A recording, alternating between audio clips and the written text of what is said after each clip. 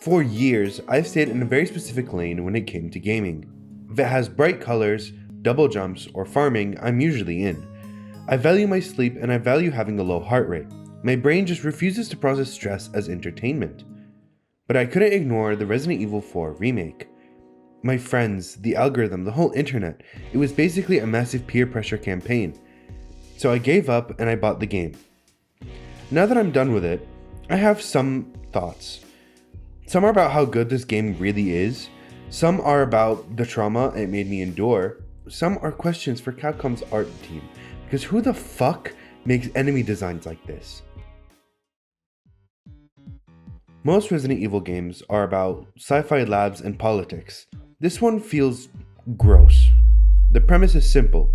The president's daughter is gone and it's your job to find her. But the second you step into the village, the vibe is all wrong.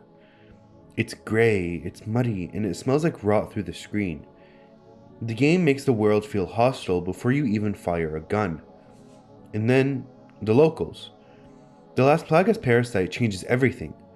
These aren't just zombies shuffling into a wall.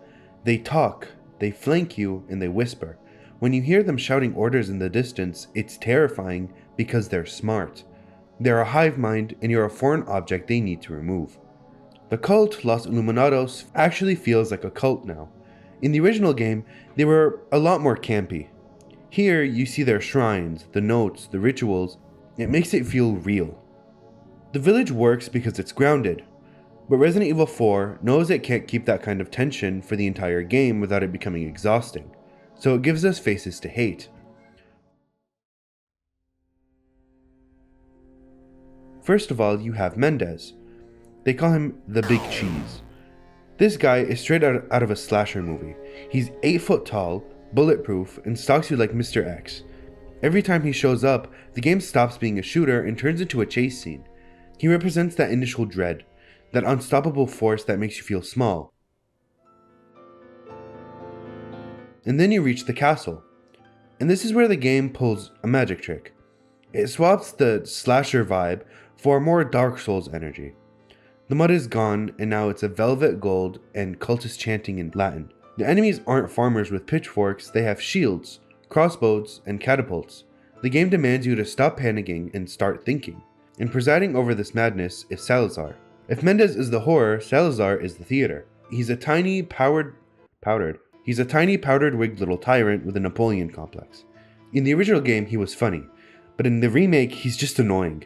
He taunts you over the radio constantly, and he sets elaborate traps and acts like a Bond villain who knows he's in a video game.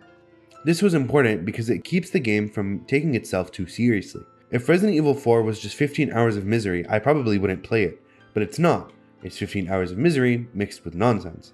Oh, 1 minute you're reading a tragic note, and the next minute you're riding a minecart through an underground cavern. The game manages to balance out gritty survival horror with, cartoony action. It shouldn't work, but because their controls are so tight and the villains are so charismatic, you kind of just roll with it. You accept that yes, I am a secret agent fighting a giant fish in the middle of a lake. And it makes sense.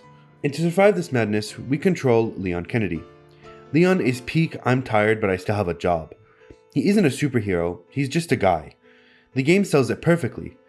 The way he pants after a sprint, or how the infection makes him look physically sick, but he parries chainsaws with a knife because he's just that guy.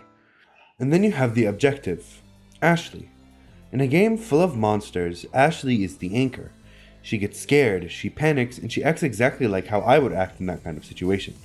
That realism makes you want to save her instead of seeing her as a health bar you have to babysit. And you also have Luis.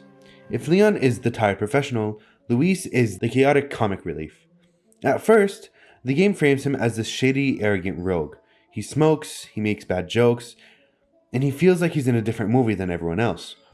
But as you push forward, you realize this is all just a front. Luis isn't a random survivor, he's an ex-Umbrella researcher. He helped build this nightmare, and he knows exactly what the parasites do because he wrote the manual. The remake does a really good job at showing his guilt without beating you over the head with it.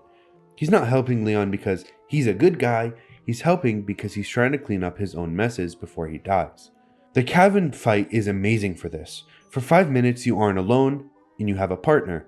You toss ammo to each other, you cover each other. It gives you that brief hope that maybe you won't have to do this alone, which of course makes what happens later on hurt so much more.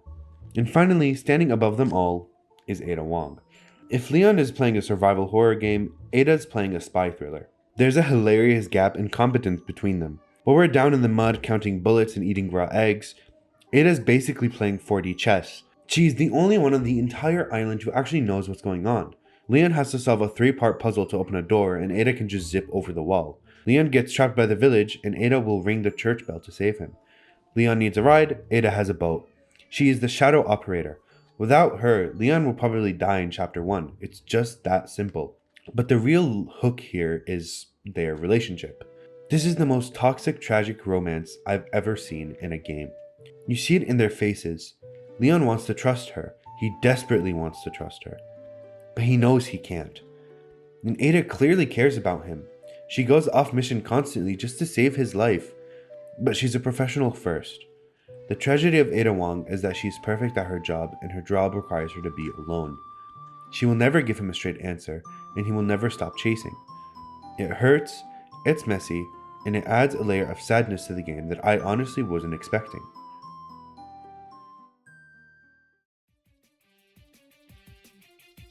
But the story doesn't matter if the game feels bad to play, and this is why Resident Evil 4 has been around for 20 years. The combat just hits different. The parry mechanics make no sense. Holding up a knife to a chainsaw should lose you an arm, not give you an opening, but it feels so cool. Even in the downtime, it's fun. The attach case turns your inventory into Tetris. You find yourself spending 10 minutes rotating a raw fish or a box of shotgun shells because it looks better that way. Organized people find peace here while chaotic people find suffering. And right in the middle of it, you have the merchant, the only source of my serotonin in the entire game. Seeing that purple flame is probably better than seeing my own family. He's selling me guns, sure, but he's nice about it and he's my best friend. But just when you get comfortable, the game decides to ruin your day. The pacing is relentless. It throws you into the Ashley section, no weapons, just you running from possessed suits of armor, and it turns from action straight into horror instantly. And then the regenerator section. Whoever designed these needs to have a long talk with a therapist. The twitching, the breathing, the way they flop towards you during the game. The thermal scope section feels less like a game and more like I'm performing surgery during a panic attack. And finally, the bugs. I have a confession. I could not handle them. I don't care if they're iconic. The invisibility mixed with that awful buzzing sound was too much for me.